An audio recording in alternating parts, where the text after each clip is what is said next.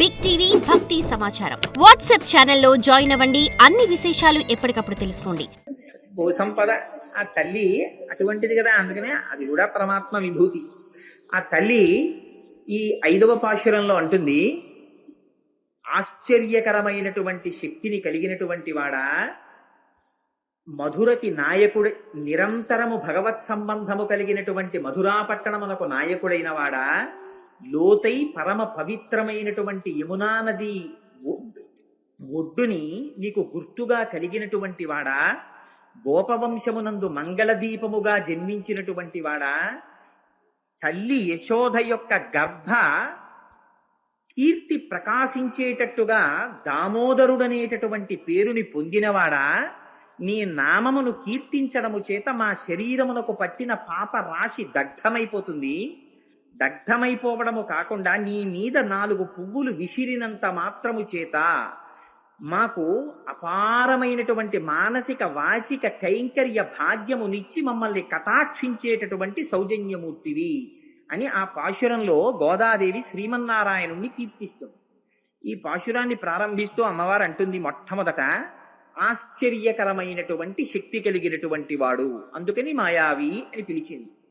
భగవంతుని యొక్క ఆశ్చర్యకరమైన శక్తి చాలా విశేషమైనటువంటిదిగా కనపడుతుంది. ఎందుచేతనంటే, నేను ఇక్కడ ఉండి ఆఫీసులోనూ ఉండమంటే 2 నాకు కుదరవు. ఏదో ఒక చోట మాత్రమే ఉంటాం పరిచ్ఛిన్నంగా. అది జ్ఞానాన్ని పొందిన తరువాత దాని స్థితి వేరు. కానీ సర్వ ఆత్మస్థితికి ఎదిగినటువంటి మహాపురుషుల యొక్క స్థితి వేరు. కానీ ప్రారంభంలో ఉండేటటువంటి ఉపాసకులు ఒక చోట ఉన్నవాడు వేరొక చోట ఉండలేడు. కానీ భగవంతుడు అలా కాదు, అన్ని చోట్ల ఉంటాడు. ఆయన ఒక చోట ఉన్నాడు, ఒక చోట లేడు అని చెప్పడం కుదరదు. దీనికి గోవింద పట్టాభిషేకాన్ని చూపిస్తారు. ఆయన తన తండ్రి గారైనటువంటి నందుడికి చెప్పాడు, ఇన్నాళ్ల నుంచి మనం ఇంద్రుడికి యాగం చేస్తున్నాం, ఇంద్రుడికి యాగం అవుతూ మనం గోవర్ధనానికి యాగం చేద్దాం పర్వతానికి. అందుకని మీరు ఇంతకు ముందు ఇంద్రుడికి యాగం చేసినప్పుడు ఎటువంటి పదార్థములను తయారు చేశారో ఆ పదార్థములని తయారు చేసి గోవర్ధనం మీద పొయ్యండి, ఆ గోవర్ధనం తింటుందన్నాడు.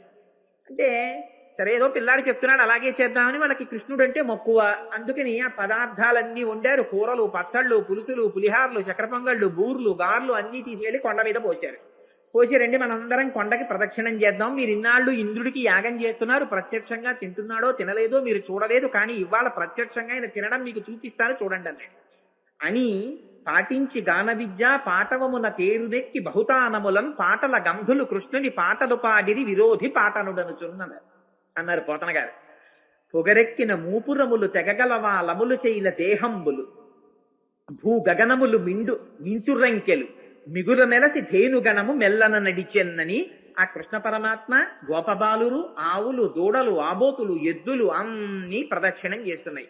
అందరికీ వాళ్ళకి కృష్ణనామమే, అందరూ కృష్ణుడి గురించి పాట పాడుకుంటున్నారు. ఆ ప్రదక్షిణం చేస్తున్నటువంటి సమయంలో కృష్ణుడు వీళ్లతో ప్రదక్షిణం చేసి గోవర్ధనగిరికి నమస్కారం చేస్తున్నాడు. ఇదే కృష్ణుడు గోవర్ధనగిరి రూపంలో పైన వచ్చి అక్కడ పెట్టినటువంటి పదార్థాలు తింటున్నాడు. చూడండిరా ఎంత చిత్రమో, నేను చెప్పానా మనం యాగం చేసాం, అడిగో తింటున్నాడు గోవర్ధనుడు, మీరు అందరూ నమస్కారం చేయండి అన్నాడు. వీళ్ళందరూ నమస్కారం చేస్తున్నాడు, తాను నమస్కారం చేస్తున్నాడు.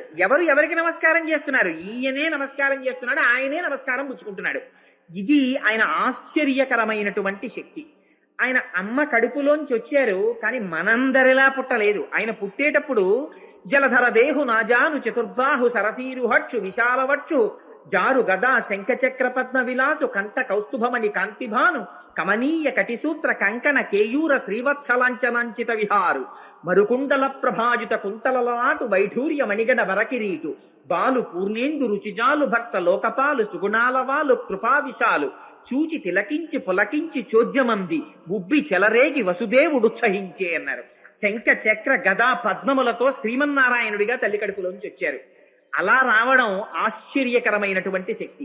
భిద్యతే హృదయ గ్రంథి చింద్యంతే సర్వసంశయా క్షీయంతే చాస్యకర్మాణి తస్మిన్ దృష్టే పరావరే అని పుట్టడంతోనే తండ్రి యొక్క సంకెళ్ళు తెగిపోయి, అమ్మ ఏ కొడుకుని చూసి స్తోత్రం చెయ్యదు. అలాంటిది పుట్టగానే కొడుకుకి చూసి నమస్కారం చేసి తల్లి ఎక్కడైనా స్తోత్రం చేస్తుందా? సర్వము నీలోనిదిగా సర్వాత్ముడవాత్మవస్తు సంపన్నుడవై సర్వమయుడవగు నీకును సర్వేశ్వర లేవులోను సందుల వెలయన్నని యశోద శ్రీకృష్ణుణ్ణి ప్రార్థన చేసింది. గర్భస్థమైనటువంటి శిశువుగా పిండముగా యశోదాదేవి కడుపులో ఆయన ఉన్నారు. ఎక్కడో మధురానగరంలో కంసుని చెరసాలలో చిన్న గదిలో లోపల ఉన్నటువంటి యశోదాదేవి గర్భములో పిండ రూపములో ఉన్న కృష్ణ పరమాత్మని ఆవిడ కడుపులోకి వెళ్లి దేవతలు స్తోత్రం చేశారు. స్వామి నువ్వు ఇక్కడ అక్కడ అని లేక అంతటా ఉన్నవాడివయ్యా అని స్తోత్రం చేశారు. ఎంత చిత్రం ఇది! ఇలా ఎక్కడైనా జరుగుతుందా? ఇది భగవంతుని యొక్క ఆశ్చర్యకరమైన శక్తి. దీన్ని నిర్వచించడం కుదరదు. విశ్వాసమున్నవాడు అనుభవించడంలో ఉంటుంది. వెనక ఉండేది విశ్వాసం అంతే. మీ పూనిక. మీకు చెట్టు మీద ఉంటే కొమ్మ, విరిచి తెచ్చి మీ గూట్లో పెట్టుకుంటే బొమ్మ, మీ పూజా మందిరంలో పెట్టుకుంటే అమ్మ. ఎక్కడుంది తేడా? వెనకాతల మీకున్న విశ్వాసంలో ఉందంతే. అందుకని ఆ విశ్వాసమే ప్రాతిపదిక. ఆ విశ్వాసము ఉన్నదా, ఆ ఆశ్చర్యకరమైన భగవంతుని యొక్క శక్తిని ఆనందముగా లీలగా తాను అనుభవిస్తాడు. అందుకని ఆశ్చర్యకరమైనటువంటి శక్తి కలిగినటువంటి ఆ కృష్ణుడు మనని కాపాడడా? ఆయన ఏమి చెయ్యలేడు కనుక ఇంత దుస్సాధ్యమైన విషయములను చేశాడే. ఆయన చిన్న పిల్లవాడు, గట్టిగా 8 ఏళ్లు లేవు. అటువంటి పిల్లవాడి దగ్గరికి విశేషమైనటువంటి వర్షధారలు పడిపోతున్నాయి, పిడుగులు పడిపోతున్నాయి, ఉరుములు పడిపోతున్నాయి. పరిగెత్తుకొచ్చారు. ఈ ఉరుములు, ఈ మెరుపులు, ఈ యశనముల ఘోషణములు, ఈ జలధారలు నీయాన మున్నెరుంగము కుయ్యాళింపగదయ్య గుణరత్ననిధి. స్వామి ఇంతకు ముందు ఎప్పుడూ చూడలేదు, ఏమిటి వర్షం, ఏమిటి ఉరుములు, ఏమిటి పిడుగులని అందరూ వచ్చి స్తోత్రం చేశారు. స్తోత్రం చేస్తే ఆయన గభాలను అక్కడ ఉన్న గోవర్ధనగిరి చిటికిరి వేలుతో పైకెత్తి పట్టుకున్నట్ట. 7 రాత్రులు 7 పగళ్ళు పట్టుకుంటే ఆ కొండ కింద చేరినటువంటి వాళ్ళు ఆయన్ని చూస్తూ ఉంటే చాలు ఆకలి దప్పిక మరిచిపోయారట. ఎంత ఆశ్చర్యకరమైన శక్తి అండి! పరమేశ్వరుని యొక్క శక్తి యొక్క ఆశ్చర్యానికి అంతవరకు ఎందుకు? శంకరాచార్యులు వారు వాత పెట్టి ఒక్క ఉదాహరణ చెప్పారు. యావత్ పవనో నివసతి దేహే తావత్ పృచ్చతి కుశలంగేహి గతవతి వాయో దేహాపార్యే భార్యా బిభ్యతి తస్మిన్ కాయే. ఆలోచించుకో ఇప్పుడు అన్నారు. యావత్ పవనో నివసతి దేహే తావత్ పృచ్చతి కుశలంగేహి. ఊపిరి తీసి ఊపిరి విడిచి ఉన్నంత ఎంతసేపు ఊపిరి విడుస్తావో, ఎంతసేపు ఊపిరి తీస్తావో అంతసేపు అందరూ అయ్యా బాగున్నారా బాగున్నారా బాగున్నారా అని వచ్చి అడుగుతారు. ఏం వీడు తీసాడా ఊపిరి? వీడు ఊపిరి తీస్తే వీడు నిద్రపోయినప్పుడు ఊపిరి తీసిన వాడేవాడు. నిజంగా వీడే ఊపిరి తీస్తే ఎవడు మాత్రం ఊపిరి ఆగిపోవాలని కోరుకుంటాడు? ఒకవేళ వీడు ఆగిపోవాలని కోరుకున్నాడే అనుకోండి, అయ్యో ఊపిరి, అయ్యో గుండె, ఊపిరితిత్తులారా గత 60 సంవత్సరాల నుంచి పనిచేస్తూనే ఉన్నారు, ఒక్కరోజు సెలవు తీసుకోలేదు, ఈ సెకండ్ సాటర్డే సండే మీకు కూడా సెలవిస్తున్నాను అని వీడు ప్రకటించాడు అనుకోండి, అవి ఆగుతాయా? అవి ఆగేవి కావు. అందుకని అనాహతము. ఆయన లోపల ఉన్నంతసేపు ఆ గంట మోగుతూనే ఉంటుంది, ఠాంగ్ ఠాంగ్ ఠాంగ్ ఠాంగ్ అని. ఆయన ఎప్పుడు లోపల నుంచి వెళ్ళిపోతాడో అప్పుడు ఆ గంట కూడా ఆగిపోతుంది. వాళ్ళిద్దరికీ మధ్య సంబంధం అదే లబ్ డబ్ లబ్ డబ్ అని ఇక్కడ మోగుతూనే ఉంటుంది ఆ గంట. అందుకని ఆ పరమాత్మ అక్కడ సన్నిధానం చేసి కూర్చుని ఉన్నారు. ఆయన తీస్తున్నారు ఊపిరి, లోపల లెక్క పెట్టుకుంటున్నారు ఎన్ని ఊపిర్లు తీయాలో. ఆ ఊపిరి వెడుతోంది, పైకి వస్తోంది. ఇది తీసినంతసేపు అందరూ వచ్చి అయ్యా బాగున్నారా బాగున్నారా బాగున్నారా అంది.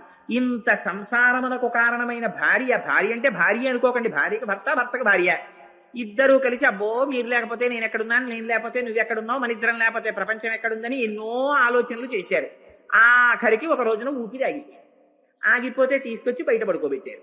బయట పడుకోబెట్టిన తర్వాత ఆయన అదృష్టమో దురదృష్టమో బ్రహ్మాండమైన వాన ప్రారంభమైంది. బయట అడుగు పెట్టడానికి లేదు. అందుకని అన్నారు, అమ్మా ఇవాళ తీసుకెళ్ళడం కుదరదమ్మా, చాలా వర్షంగా ఉంది, రేపు ఉదయమే వచ్చి పట్టుకెళ్ళిపోతాను తల్లి. రోజు మీ పెళ్ళై ఇప్పటికి 58 ఏళ్ళు అయిందని అప్పుడప్పుడు చెప్తుంటావు కదా.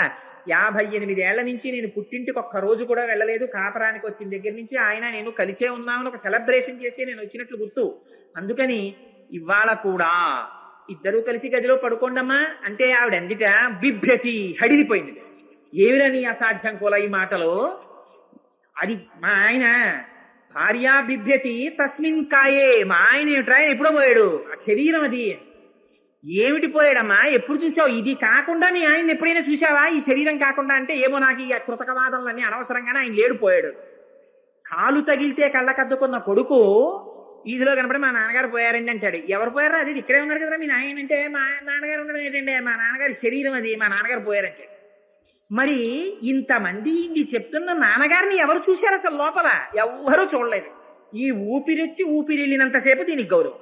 ఆ ఊపిరి తీయించేవాడు వేరోడు ఉన్నాడు, వాడి పట్ల ఎవ్వడికి అక్కర్లేదు. వాడు లోపల కూర్చుని అహం వైశ్వానరో భూత్వా ప్రాణినాం దేహమాశ్రిత ప్రాణాపాన పచాన్యన్నం చతుర్విధం అని ఆ లోపలికి తీసుకునేటటువంటి 4 రకాలైనటువంటి పదార్థాలని వైశ్వానరుడనేటటువంటి పేరు కలిగిన అగ్నిహోత్రుడే ఆయన పచనం చేస్తున్నాడు, ఆయన ఊపిరి తీస్తున్నాడు, అందుకని విలువ. అది ఆగిపోయింది అనుకోండి, ఒకనాడు భార్య బిభ్యతి, కట్టుకున్న పెళ్ళం హడిలిపోయింది. మరి ఇంక నీకు దేనికోసం రా ఇంత మమకారం? ఒక్కసారి శ్లోకం గుర్తెట్టుకుని కొంచెం ఇంట్రెస్ట్ ఇంకొక వైపు కూడా డైవర్ట్ చేయవలసింది ఉందని నీవు నమ్మితే తిరుగుని ఇష్టం. వయసిగతే కామ వికార, ఈ వయసు అయిపోయింది, ఆ కామం పోతుంది.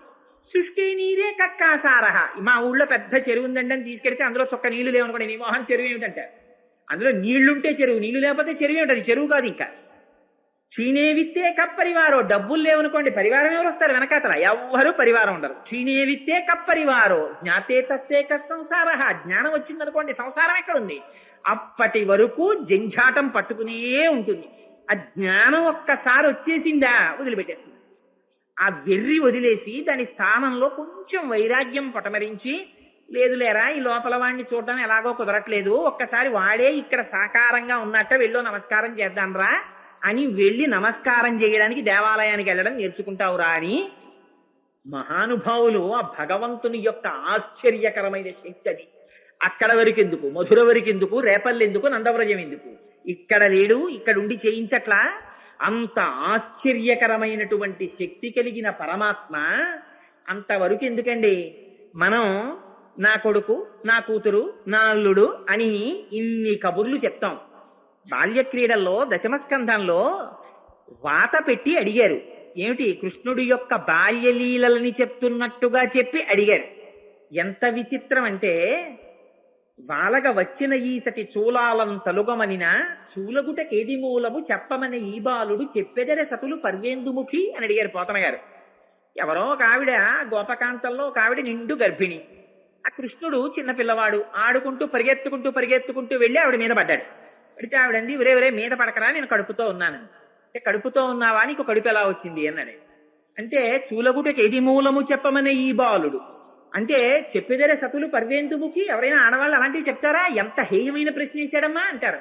కాదు, అందులో ఉన్న రహస్యం వేరు. ఆయన బాల్యక్రీడలో పెట్టి నీ ప్రయోజనమా ఆవిడ ప్రయోజనమా, మీ ఇద్దరి గొప్పతనం కాదు. గొప్పతనాలు మీ దగ్గర ఉంటే ఇలాంటి గొప్పతనాలు ఉన్నవాళ్ళు పిల్లలు లేని వాళ్ళు ఉండరు ప్రపంచంలో. కానీ గొప్పతనం పరమేశ్వరుడిలో. నువ్వు చెప్పెట్టలా ఒక్క శరీరంలో ఆత్మ లోపల ఉండి సుఖదుఖములనేటటువంటి 2 పళ్ళని అనుభవించడానికి సత్వ రజస్తమో గుణములనేటటువంటి 3 ధర్మ అర్థ కామ మోక్షములనే 4 కోసం శబ్ద స్పర్శ రస రూప గంధములనేటటువంటి 5 తన్మాత్రలతో 5 జ్ఞానేంద్రియములు, ఒక మనస్సు అనేటటువంటి 6 సంఘాతముతో చర్మము, రక్తము, మాంసము, కొవ్వు, అస్థి, శుక్ల, మేధ అనేటటువంటి 7 పదార్థములతో 2 కాళ్ళు, 2 చేతులు, 4, 5 శిరస్సు, 6 కంఠము, 7 హృదయము, 8 ఉదరమనేటటువంటి 8 శరీర భాగములతో 2 కళ్ళు, 2 ముక్కులు, 2 చెవులు, 6 నోరు, 7 మలద్వారము, 8 మూత్రద్వారము, 9 అనేటటువంటి 9 కన్నాలతో ఒక మాంసపు బుడగని తోలు తిత్తిని చేస్తే ప్రాణ అపాన వ్యాన ఉదాన సమాన నాగ కూర్మ కృకర ధనంజయ దేవదత్తములనేటటువంటి 10 వాయువులు ఆయన శాసనం అయ్యే వరకు బయటికి వెళ్ళకూడదు. ఇది పరమాత్మ. ఒక గాలి బుడగని తెచ్చి సూదితో గుచ్చితే బయటికి వెళ్ళిపోతుంది ఠాప్ అని పేరు. ఆయన అనుగ్రహం ఉండబట్టి 9 రంధ్రములు ఉన్న తొర్రలో 10 వాయువులు నిలబడ్డాయి. ఇంతకన్నా భగవంతునికి ఆశ్చర్యకరమైన శక్తి ఏమిటి? వాడా నిర్మించిన వాడు లోపల తండ్రి నిర్మించాడా, తల్లి నిర్మించాడా? చూలగుటకేది మూలము చెప్పమని ఈ బాలుడు చెప్పేదరే సతులు పర్వేందుముఖి.